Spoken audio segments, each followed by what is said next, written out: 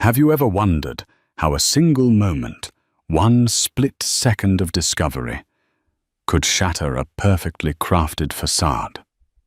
This is the story of Sarah Robertson, a devoted wife who believed in the sanctity of love and marriage, only to find herself caught in a whirlwind of betrayal when she stumbled upon her husband's mistress at his office. As she stood there, pregnant and trembling with rage, little did she know that a DNA test lurked in the shadows, poised to devastate everything she thought she knew. Brace yourself for a relentless ride of lies, secrets, and shocking twists that will leave you speechless. Sarah Robertson was no stranger to life's challenges. At 32, she had faced her fair share of heartbreak and setbacks before meeting Richard Johnson, a charismatic investment banker at Allen & Myers Financial Services. When Richard first walked into her life, he seemed to radiate stability, confidence, and a touch of old-fashioned charm. That was 5 years ago. Today, Sarah was sitting by the large bay window in their suburban home, hands resting gently on her growing belly, reflecting on the blessing she was about to bring into the world. The house itself was a symbol of their mutual hard work, a 2-story brick home with a pristine lawn and carefully chosen decor. Friends would comment on how picture-perfect their life seemed. Neighbors smiled at the sight of Sarah's baby bump waving in approval as they jogged or walked their dogs down the quiet streets. On the surface, everything looked idyllic: a glowing wife preparing a nursery, a busy husband providing for his family, and a child on the way. Yet beneath the veneer of a perfect suburban marriage lurked a subtle disquiet. It had started as the faintest flicker of doubt. Those nights Richard would come home late, without a proper explanation, or the weekends he claimed to be catching up on office work, while Sarah battled morning sickness alone. Sarah tried convincing herself it was all temporary. After all, Richard's job was demanding, and they needed to prepare financially for the baby's arrival. Their relationship had blossomed quickly. After a whirlwind romance of less than a year, they got married in an intimate ceremony on a sunny beach in Hawaii. Family and close friends witnessed their vows, tears of joy shining in their eyes. Richard's best friend, James Peterson, was the best man, a tall, boisterous fellow who loved practical jokes but had a heart of gold. Sarah's longtime confidant, Harriet Edwards, served as her maid of honor and had been the first to encourage Sarah to take a leap of faith with Richard. Shortly after the honeymoon, Sarah and Richard settled into the rhythms of daily life. Sarah, a freelance graphic designer, worked from a cozy office upstairs. Her flexible schedule allowed her to build a stable clientele while also keeping the house in order. Richard, on the other hand, thrived in the high-stakes world of finance. He could negotiate million-dollar contracts before breakfast and charm his boss into awarding him the heftiest bonuses by lunchtime. However, once Sarah became pregnant, life started shifting. What had once been a comfortable partnership turned into anxious nights and suspicious glances. Sarah found herself scrolling through Richard's social media, looking for signs of hidden messages or flirty interactions. She had yet to find concrete evidence, just a vague sense that something was off. If only she could put her finger on it, Sarah thought as she sat by the window that day. In her heart, she still hoped everything was fine, that the weight of her suspicions was merely the pressure of impending motherhood. But an unshakable feeling told her a storm was brewing, and no carefully curated suburban dream could shelter her from the downpour that was about to come. The first real hint arrived one Friday evening. Sarah was up late designing a client's logo when she heard Richard's car pull into the driveway. It was nearly midnight. Her heart fluttered with relief, but as he stepped through the front door, Her relief shifted to alarm. He reeked of expensive perfume, not the kind she wore, and not the kind carried by the air of any bar she knew he frequented after work. "Hey, honey," Richard said with an attempt at casualness, removing his tie and avoiding her eyes. A faint flush crept over his cheeks. In the past, she might have blamed the cold, but it was a balmy night with barely a breeze. Sarah forced a smile. "Late night." "Yeah. We had a few urgent client meetings, then some colleagues wanted to grab drinks," he replied. He kept his explanation succinct, offering no more details than necessary. It felt rehearsed. Curiosity flamed within her. She wanted to press for more details, names of colleagues, location of the bar, but she bit her tongue, not wanting to spark an argument. Pregnancy hormones had been causing tension lately, but deep down she suspected this apprehension was something else entirely. Sarah had enough experience with heartbreak to recognize the signs of evasion. Instead, she reached for a different approach. "You hungry? I kept dinner warm." Richard shook his head. "I'm beat. I'll just shower and head to bed." As he trudged upstairs, Sarah stood rooted to the spot, trying to steady her breath. The faint floral scent of someone else's perfume lingered like a ghost in the foyer. Suspicion took root, its tendrils wrapping around her heart. That night, she lay awake, her mind a battlefield of conflicting emotions. The next morning, Sarah decided to confide in Harriet. Over a cup of herbal tea at the local cafe, Harriet listened intently, her brow furrowed. They sat tucked in a corner away from the chatter of other patrons. Harriet was the kind of friend who would never sugarcoat the truth. She had been Sarah's companion through heartbreaks past, including Sarah's broken engagement nearly a decade ago. "Sarah, you have to trust your gut," Harriet said, her voice low yet firm. "If something feels wrong, it probably is. But I don't want to accuse him of anything without proof." Sarah replied anxiously, twisting her wedding ring. "He's under a lot of stress at work, and I know the baby is adding to his worries." Harriet sighed. "I get it. You don't want to start a fight or push him away. But you can't ignore the signs. Keep your eyes open." Over the following days, Sarah did just that. She paid attention to Richard's mood swings, the times he spent on his phone, the frequency of his late meetings. She noticed how he sometimes disappeared into the garage for phone calls. She began to wonder if he was truly just talking to clients. Each suspicious moment piled onto the next, forming a mountain of doubt. Yet Sarah struggled to confront him directly. Part of her was afraid of what she might discover. Another part of her worried about the baby needing Richard's support and their finances in order. But little did she know that her suspicions were about to be validated in a far more dramatic way than she could have ever anticipated. It was a bleak Wednesday afternoon when everything came crashing down. Sarah had spent the morning at her obstetrician's office for a routine checkup. The doctor, Dr. Amelia Green, had assured her the pregnancy was progressing normally, and Sarah felt a wave of relief. She thought about surprising Richard at his office with lunch and news of the baby's healthy progress. After all, maybe Harriet was right. Maybe they just needed a little reconnection, something spontaneous to remind them of the love that existed before suspicion took hold. Clutching a paper bag with Richard's favorite tuna salad sandwich, Sarah drove into the city and arrived at Allen & Myers. She walked through the gleaming lobby, giving the receptionist a polite smile.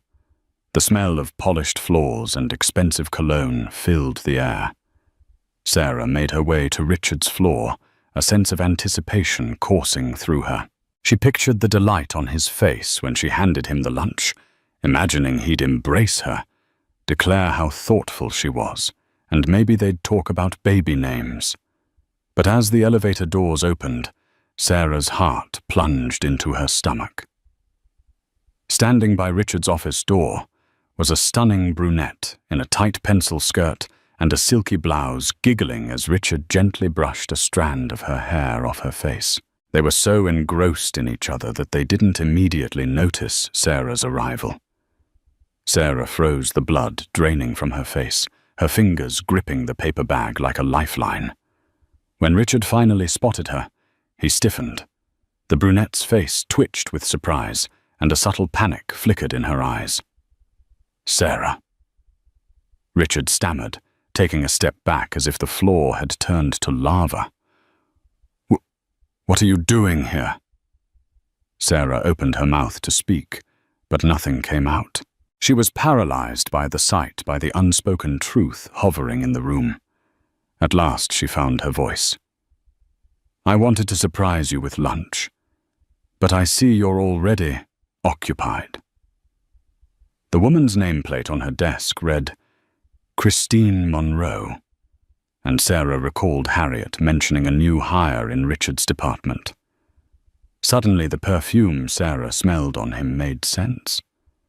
Her cheeks burned at the realization that it was this woman's perfume she'd detected on Richard's suit. Christine offered a tight, uncomfortable smile. "I'm sorry. We were just discussing a client pitch." Richard nodded vigorously, attempting to play along. "Yes, just work stuff." Sarah's eyes flicked between the two. The tension in the air was thick enough to choke on. "Right," Sarah said softly, her voice trembling. Her gaze dropped to the lunch bag in her hand, which now felt like the cruelest joke. She turned on her heel and left, ignoring Richard's calls for her to wait. In that single moment, all the illusions, excuses, and rationalizations she had clung to were obliterated. The floor around her felt as if it might collapse at any second. She hurried back to the elevator, tears blurring her vision. The ride down to the lobby felt agonizingly slow, her mind reeling with questions. Was this a one-time flirtation or a full-blown affair? How long had it been going on? And most crucially, how was she supposed to protect her unborn child from the fallout of this betrayal? Sarah managed to make it home before the tears truly took over. She shut the front door behind her, slid to the floor, and sobbed as muffled screams of anguish escaped her lips. The baby in her womb stirred as if sensing her heart break, prompting her to cradle her belly gently. She realized that no matter how betrayed she felt, her first priority was to remain calm for her unborn child. Still trembling with fury and sorrow, Sarah forced herself into her office, turning on the computer to distract her mind. Within minutes, she found herself searching Christine Monroe's name on social media. There she was. Glamorous photos, multiple posts about late nights at the office, each one racking up likes and flirtatious comments. Sarah's stomach churned at the pictures Christine posing in chic outfits, always sporting that same indulgent smile. Nothing explicit pointed to Richard, but a few cryptic captions about office romance made Sarah's blood boil. That evening around 7:00 p.m., Richard's car pulled into the driveway. Sarah listened to his footsteps as he approached the front door. He entered the house, slowly setting his briefcase down, with a cautious thud, as though he expected to find the place torn apart. Gathering her courage, Sarah stepped into the hallway. The tension between them was palpable. "Sarah," he began, voice tinged with worry. "We need to talk." She crossed her arms protectively over her chest. "Yes, we do." They moved into the living room. Richard tried to take her hand, but she pulled away, refusing to let his touch dilute her anger. He sighed heavily. "Nothing's going on with Christine," he insisted. "She's a junior associate on my team. I've been showing her the ropes." That's it. Sarah's eyes narrowed. Really? Then explain the perfume. On your clothes the late nights, the looks you two shared in your office. Does that all mean nothing? He opened his mouth to retort but fell silent, seemingly at a loss for words. That hesitation spoke louder than any confession. Sarah swallowed hard, tears threatening to surface again. "Look," Richard muttered finally. "I admit things got complicated. We spent a lot of time together on projects, had some drinks, maybe it crossed a line. But I swear it isn't serious." Sarah shook her head, the anger boiling. "It isn't serious to you because you have a wife and a child on the way. You can pick up and drop these little flings whenever it suits you.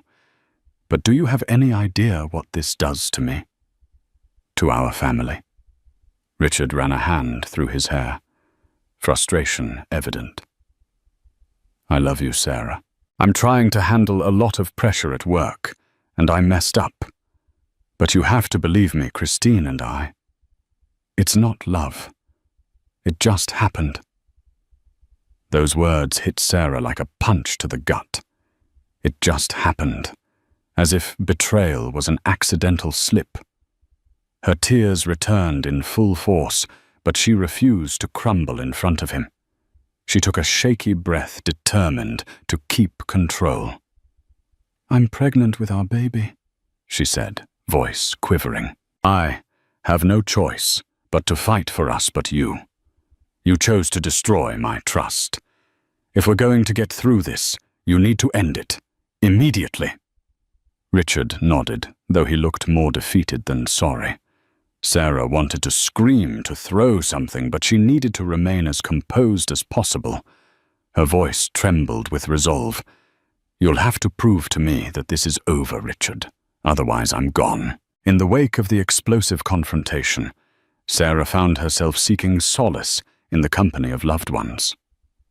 She confided in her older sister, Diana Robertson, a pragmatic attorney who lived only a few miles away. Diana wasted no time inviting Sarah over for a Sunday brunch, hoping to offer both emotional support and legal advice, if it came to that. Seated at Diana's dining table, Sarah took measured sips of orange juice while recounting the events leading up to her discovery in Richard's office. She spoke of perfume, late nights, and the image of Christine Monroe's flirtatious gaze. Diana listened carefully, her expression grim. "It sounds like you have enough to believe he's been unfaithful," Diana said at last, placing a comforting hand over Sarah's. "But the question is, do you still want to fight for this marriage?" Sarah's eyes brimmed with tears. "I don't know. I keep thinking about the baby. Growing up with divorced parents isn't easy. But I also can't keep living with this weight on my heart." Diana nodded. "If you decide to separate, you should be prepared financially and emotionally. But if you choose to stay, he has to work for it. He must cut ties with that woman immediately." Later that same day, Harriet dropped by Sarah's house, bearing homemade lasagna and unwavering moral support. Harriet was incensed by Richard's behavior. "How dare he put you through this, especially when you're pregnant?" she fumed. Sarah shook her head, tears threatening once again. "I feel so torn, Harriet. One moment I want to pack my bags and leave the next. I remember that I still love him. And then there's this baby." With a determined look, Harriet squeezed her friend's hand. "You're not alone in this. We'll figure it out together." Meanwhile, Richard faced his own reckoning. His parents, Walter and Margaret Johnson, were old-fashioned in their views on marriage and family. They had always adored Sarah for her kindness and believed that once a man pledged his vows, he was to honor them. When Margaret learned of the situation through Diana's concerned phone call, she immediately summoned Richard to their cozy lakeside bungalow. Sitting in the living room, Richard tried to defend himself, but his mother's reproachful stare cut him short. Margaret spoke quietly. "Richard, how could you do this to Sarah?" "She's pregnant with your child. Have you forgotten your responsibilities?" Walter. A retired school principal removed his glasses and fixed his son with a stern gaze. "We thought we raised you better. Marriage isn't just about the good times, it's about commitment, especially during hardships." Richard sighed. "I know. I messed up and I regret it. But Sarah and I haven't been close for months. She's so consumed with the pregnancy and I felt alone." Margaret bristled. "That's no excuse. You have to fix this. If Christine's truly out of your life, you must prove it. Otherwise, you'll lose Sarah and our grandchild before they even have a chance to know you." His parents' disapproval hit Richard hard.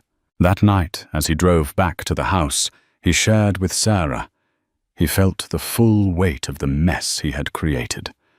Regret gnawed at him, but so did a lingering question.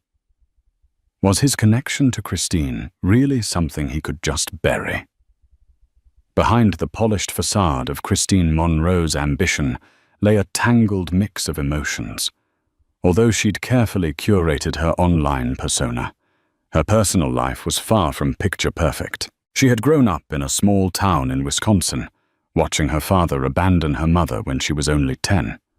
Christine vowed to build a life of independence and success so she would never have to rely on anyone who might walk away. When she moved to the city to work at Allen & Myers, she was determined to climb the corporate ladder. She networked relentlessly, volunteered for demanding projects, and never hesitated to do whatever it took to stand out. In Richard Johnson, she found a mentor who recognized her potential. Their professional rapport initially flourished late-night brainstorming sessions, conference calls with high-profile clients, celebratory drinks after sealing a deal. Over time, the line between mentorship and personal involvement blurred. Christine was drawn to Richard's confidence, his laughter, the way he could make her feel seen in a sea of colleagues. She knew he was married, but at first she told herself it was harmless, just a little flirtation. Gradually she sought him out more frequently, confiding in him about her dreams and insecurities. Richard, feeling the pressures at home and work, lapped up the attention. Soon, stolen glances became lingering touches, and the occasional after-work drink turned into an intimate rendezvous. Yet Christine was no wide-eyed innocent. She understood she was meddling in another woman's marriage, but rationalized it with her own heartbreak. "I'm not the reason their relationship is failing. It must have already been broken." Deep down, she realized she was repeating the cycle she'd witnessed as a child, someone bridging the gap left by a troubled marriage. But she believed she deserved a chance at happiness, even if it meant stepping over invisible lines. That Wednesday afternoon, when Sarah showed up unannounced at the office, Christine felt her world tilt dangerously.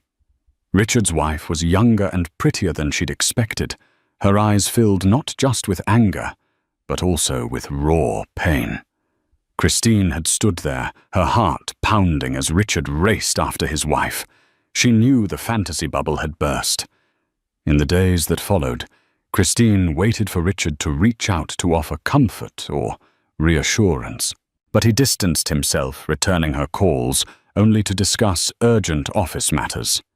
His manner was cold, efficient, and painfully detached. A part of Christine raged at the injustice. How dare he cut me off when he was an equal participant in this affair? Another part of her felt the sharp pangs of guilt. She imagined Sarah's tear-streaked face and the child growing inside her. One evening, Christine found herself alone in her upscale apartment, a glass of wine in hand. She scrolled through countless photos, rereading messages that once felt exciting. Now they stung with regret. She contemplated resigning from Allen and Myers, but her pride and ambition loomed. Why should she sacrifice her hard-earned position? Thus a storm brewed within Christine Monroe, a conflict between her desire for professional success, her lingering feelings for Richard, and her conscience nagging her about the pregnant woman she had wronged. Little did she know the next developments would force her to confront the consequences of her actions in ways she never anticipated. Richard Johnson found himself in a whirlpool of emotions. Each morning, he woke up beside Sarah, feeling the tension coil around them like an invisible rope tightening with every passing day. Her eyes, once filled with warmth and devotion, now bore a guarded gaze that reminded him of his betrayal. He tried to be attentive, waking early to brew her decaffeinated tea offering to drive her to doctor's appointments. But the unspoken accusation hung in the air. Work offered little respite. The once invigorating environment of Allen and Myers felt suffocating. Colleagues whispered about trouble in his personal life, and he couldn't escape Christine's presence. She still excelled at her job, commanding attention and respect from clients. When their paths crossed, an awkward silence replaced the friendly banter they once shared. He'd murmur a quick hello, avoid her eyes, and bury himself in spreadsheets or phone calls. Yet he was haunted by memories of her laughter and the closeness they'd shared. Richard's best friend, James Peterson, tried to intervene. James, who had known Richard since college, invited him out for a beer in hopes of getting him to open up. They ended up at O'Malley's pub, a dimly lit bar where the echo of clinking glasses and murmured conversations created a familiar backdrop. After a swig of beer, James leaned forward, concern etched on his face. "Rich, what's going on?" "You're a mess. Talk to me." Richard sighed heavily, rolling the cool bottle between his palms. "I messed up big time, James. Got involved with Christine, and Sarah caught us. She's pregnant, man." "What kind of person does that to his pregnant wife?" James shook his head, empathy and reprimand mingling in his expression. "I'm not here to judge you, but you gotta fix this. Sarah's a good woman, and you're about to be a father." Richard nodded, a wave of guilt washing over him. "I know. I love her. I felt like we weren't connecting and Christine was there offering some excitement. I never meant for it to go this far."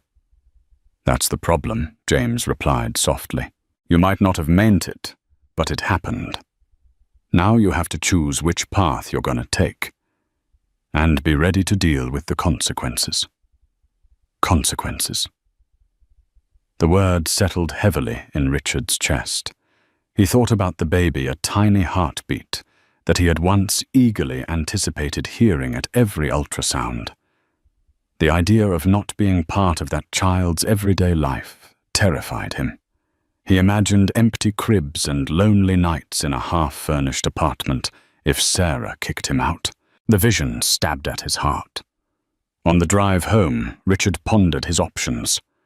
On one side there was Sarah and their unborn child, a family that once represented hope and stability. On the other side there was Christine, dangerously appealing, yet complicated the living embodiment of a mistake he could not take back. Perhaps if he truly ended it with Christine, he could salvage his marriage. But a sneaking question remained. Would Sarah ever truly forgive him? Richard gripped the steering wheel, his mind whirling with regret and longing. He knew time was running out. Every day he delayed taking decisive action, he risked losing the life he once cherished. A month passed, steeped in tension and guarded conversations. Sarah's suspicions simmered, despite Richard's half-hearted attempts to show he was done with Christine. The situation came to a head when Harriet introduced a startling question. "Are you absolutely sure the baby is Richard's?" At first, Sarah was offended by the suggestion, but Harriet raised an uncomfortable point. Richard's unwavering suspicion that the baby's due date seemed off. Indeed, Richard had once casually mentioned that he couldn't recall Sarah's exact last menstrual period date. As if the stress of the affair wasn't enough, the spectre of doubt about paternity cast a new cloud over their already shaky relationship. Sarah felt both insulted and fearful. She'd never been unfaithful, but the seeds of uncertainty had been planted. Caught in a storm of worry, Sarah decided to take control of the narrative. She approached Richard with a proposition, a prenatal DNA test. "Let's settle this once and for all." She said, arms crossed, defensively. "I have nothing to hide, and if it'll give you peace of mind, then so be it." Richard hesitated. On the one hand, if he learned the baby was indeed his, it might force him to face his guilt with no room for denial. On the other hand, a tiny part of him fed by his own insecurities wondered if Sarah had grown closer to someone else during their marital distance. The tension between them and the consistent presence of Harriet or Diana in Sarah's life gave him irrational twinges of jealousy. Eventually, he agreed. They went together to a specialized prenatal clinic recommended by Diana. The process was straightforward, a simple blood draw from Sarah and a cheek swab from Richard. The results would take a week, and those 7 days felt like an eternity, suspended in doubt. During that week, Sarah struggled with waves of anxiety. She knew she had been faithful, yet the test symbolized more than just paternity. It represented their crumbling trust. Every time Richard left the house, she braced herself for another betrayal. Every time her phone buzzed, she half expected a message from Christine, flaunting her hold on Richard. On day 6, Sarah and Richard sat in tense silence in the living room, replaying the last few months in their minds. She was picking at the hem of her maternity blouse, while he stared blankly at the muted television. Suddenly, Richard's phone lit up a message from the clinic, stating their results were ready. Heart pounding, they agreed to go in person the next morning. Walking into the clinic, they were greeted by a nurse with a sympathetic smile, as though sensing the gravity of the moment. They were ushered into a small consultation room. A doctor wearing a crisp white coat entered with a folder. She cleared her throat. "Mr. and Mrs. Johnson, the prenatal paternity test results are conclusive." She handed them a piece of paper. Richard scanned the words quickly, his eyes widening. He handed the paper to Sarah, who read it in equal shock. The test declared Richard was not the biological father. In that moment, time seemed to stop. Sarah gaped at the words, rereading them, the breath knocked out of her. She felt as if the floor gave way beneath her feet. Richard stared, disbelieving. Every ounce of suspicion he'd harbored suddenly flared while Sarah felt a surge of protest in her heart. "This can't be right. This is impossible." Sarah left the clinic in a daze, tears streaming down her cheeks. Richard marched beside her, his face a mixture of triumph and pain, as though he'd been both vindicated and mortally wounded. The drive home was excruciating. Neither spoke the silence broken only by the hum of the engine. As soon as they stepped into the house, the accusations flew. "What the hell, Sarah?" Richard roared, slamming the front door shut. "You said you had nothing to hide." Sarah, reeling, fought to steady her voice. "I don't know how this happened. I swear I wasn't with anyone else." "Don't lie," he snapped, tears brimming in his own eyes. "The test is conclusive."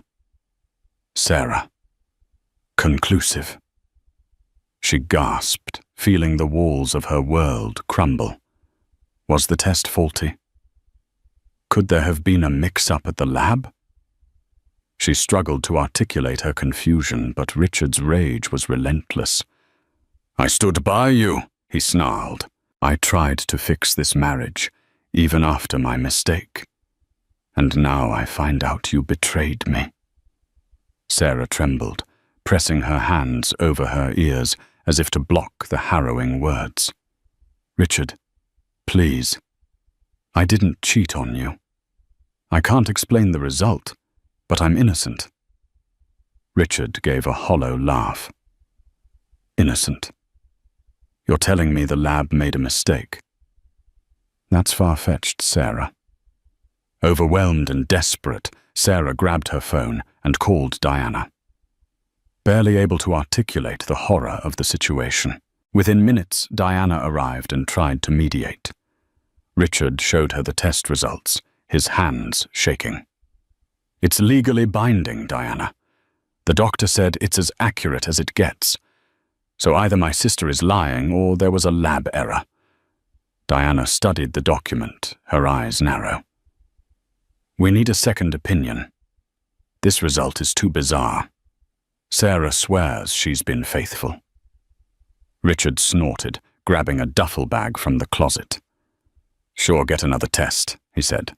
"But I'm not sticking around to see how this soap opera ends." Sarah's heart shattered as she watched him pack. She wanted to beg him to stay, to trust her. But what words could she possibly offer now? She was as perplexed as he was. As Richard walked out the door, an icy realization settled over Sarah. Not only had her husband possibly ended their marriage, but her child's paternity was in question, and she had no logical explanation. She sank to the floor, Diana rushing to her side. Diana held her, stroking her hair. "We'll sort this out. We'll get an independent lab to verify. But for now, you need to rest."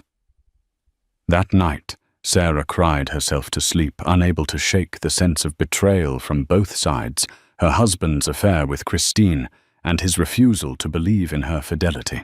Meanwhile, Richard took refuge at James Peterson's place, wrestling with questions he never thought he'd face. Who was the father of Sarah's child, if not him? And could there be any truth to her pleas of innocence?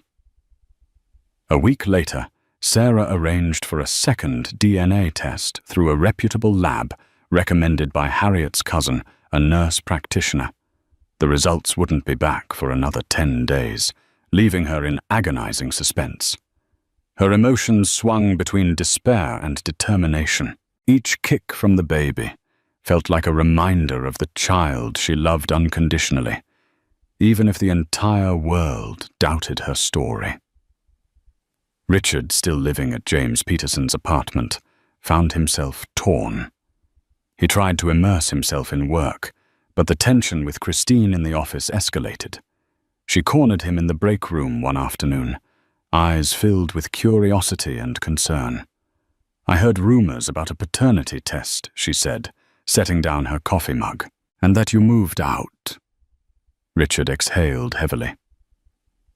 "It's complicated, Christine." Christine studied him for a moment, her brow furrowed.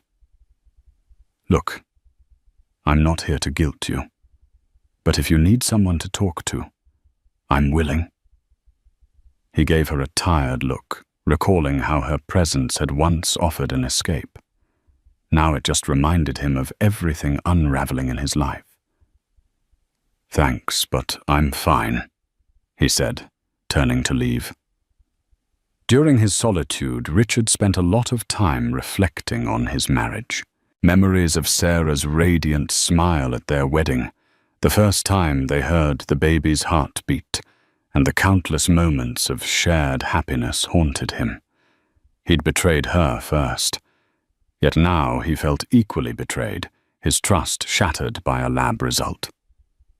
Still, a small voice whispered, "What if she's telling the truth?"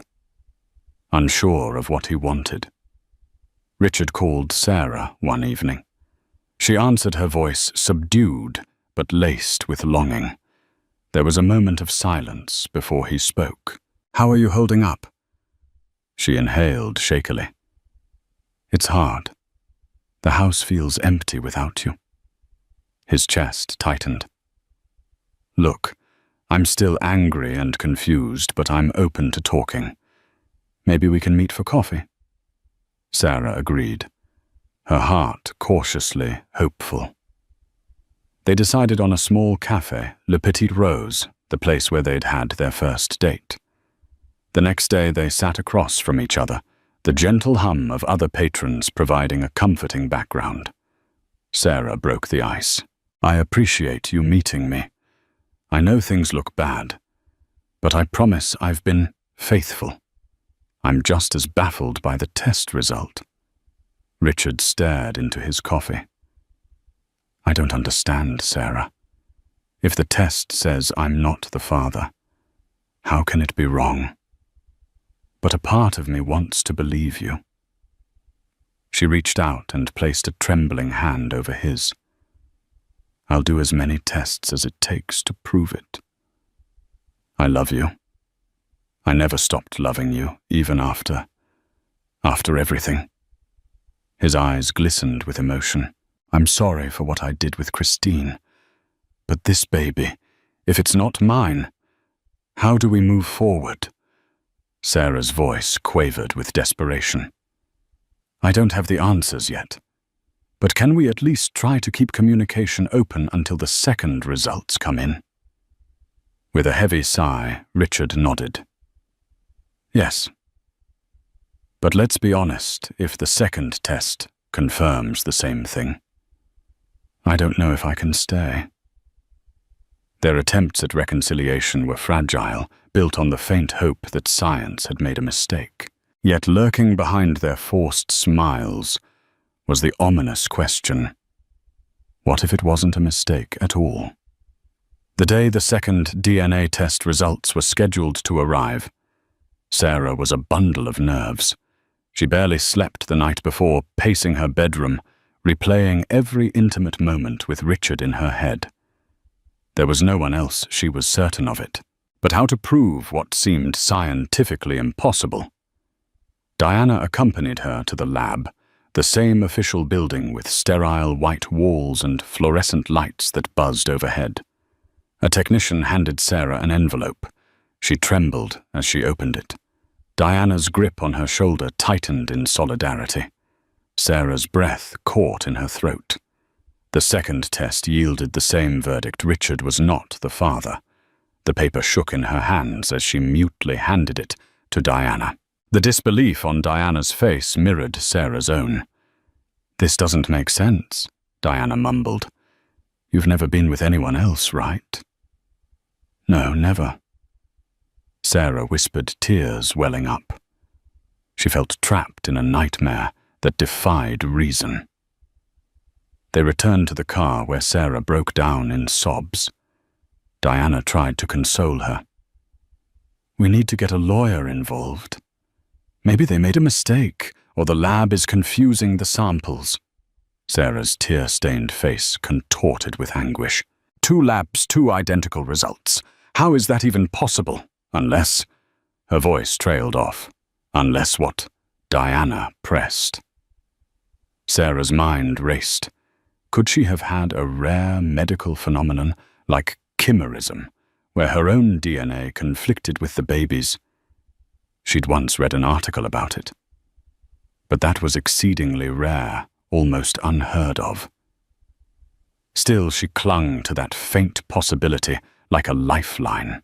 Diana, ever the pragmatic attorney, insisted on a meeting with a genetic counselor to explore any medical explanations. In the meantime, Sarah had to break the news to Richard. She dreaded the conversation, fearing it might be the final nail in the coffin of their marriage. That evening, Sarah found Richard waiting for her on the front porch when she got home, having sensed the results would arrive. One glance at her tear-streaked face, and he knew. She handed him the envelope, and a fresh wave of anger mixed with heartbreak contorted his features. "I can't believe this," he muttered, scanning the paper. 2 tests, the same result. You lied to me, Sarah. All this time playing the victim when you're the one. He stopped himself, as though speaking further might break him completely. She grabbed his arm, her own tears flowing. Richard, I swear I didn't cheat on you. I don't know what's happening, but I'm going to find out. Please just give me time. He jerked away, eyes blazing. Time for what? To concoct another story I tried to reconcile. I tried to believe you. But facts are facts. She sank to her knees, sobbing in the twilight glow that bathed the porch. I'm telling the truth, she whispered desperately. For a moment Richard hesitated, torn between compassion and betrayal. Finally he let out a strangled sigh. I'm sorry, Sarah. I can't do this anymore. He walked away, leaving Sarah crouched on the wooden boards, her heart cracking open. The only consolation, the faint flutter of the baby in her womb. Little did either of them know the biggest twist was yet to come. The rain had started just before dawn. Light at first, then heavier, soaking the city in grey melancholy. Sarah sat by the window, cradling her swollen belly, staring out at the wet streets that reflected a world just as muddled as her thoughts. A week had passed since the second paternity test had crushed her, with the same unbearable result. Richard is not the father. But how could that be? She hadn't been with anyone else. Not emotionally, not physically. The accusation alone had been an earthquake. The confirmation a landslide. Each day she had carried the weight of disbelief like a second pregnancy inside her. Her appetite had all but vanished. Her smiles were hollow, offered only to reassure Harriet and Diana that she was okay. But she wasn't. She was barely holding herself together. It was Harriet who pushed her to keep asking questions. If you're certain, then the science is wrong. And science doesn't like to be wrong. Find the flaw. That simple statement lit something inside Sarah. A flicker of stubborn fire. She wasn't ready to give up on her truth. So on a foggy Wednesday morning, she booked an appointment with Dr. Patricia Langley, a respected genetic counselor with decades of experience. Harriet insisted on going with her. You're not walking into that room alone. Not after everything you've survived. At the medical complex, Sarah clutched her file of lab reports, her heart pounding so loud it drowned out the sterile hum of the clinic. The waiting room was unremarkable, beige chairs, motivational posters about family health, a faint scent of antiseptic. But to Sarah, it felt like a courtroom, a place where maybe the truth would finally be heard. When they were called in, Dr. Langley greeted them with calm eyes and a firm handshake. She was in her early 50s, with graying curls tucked into a bun and a demeanor that inspired both authority and compassion. Sarah launched into her story 2 paternity tests, both negative. A marriage on the brink. A man who had cheated, but who also believed she had too. And a child growing inside her, now clouded by a question mark that no mother should have to endure. Dr. Langley listened without interrupting. Then she leaned back, fingers steepled thoughtfully. And you're certain there's no possibility of another biological father? Sarah met her eyes. Absolutely. I swear on my life. Dr. Langley nodded slowly. Then we explore other explanations. Rare ones, but not impossible. She began explaining something Sarah had only seen in a scattered few medical articles, confined placental mosaicism. In rare cases, Dr. Langley said, turning a notepad toward them, the placenta, the tissue we use for many prenatal tests, contains a different set of DNA than the actual fetus. So a test done on maternal blood or placental DNA can misidentify paternity. It's not the norm, but it's been documented. Sarah's breath caught. You're saying the test could be wrong? Not because the lab made a mistake, but because my body gave them the wrong sample. Precisely, Dr. Langley replied. The test may have measured genetic material from the placenta instead of the baby. Harriet leaned forward. Can this be proven? With further testing, yes. But the most definitive answer would come after birth from a postnatal paternity test directly on the baby's blood. Sarah felt a jolt of hope so strong it nearly knocked the breath from her lungs. Finally, something that made sense. Something she could fight with. She clutched her belly, her baby kicking softly against her hand, as if he too understood that a truth long buried was beginning to surface. The rest of the appointment blurred into instructions, what labs to visit, what tests to order, which specialists to loop in. But the final words from Dr. Langley echoed loudest. You are not crazy, and you are not alone in this. The next morning, with medical documents in hand and her heart pounding harder than ever, Sarah drafted a long message to Richard. She attached Dr. Langley's explanation, the case studies, and even a voice note where she tried through a cracked voice to explain the scientific possibilities. Then she waited. Hours passed, then a day, then 2. No reply. By the third morning, Sarah's phone buzzed. A new message not from Richard but from James Peterson.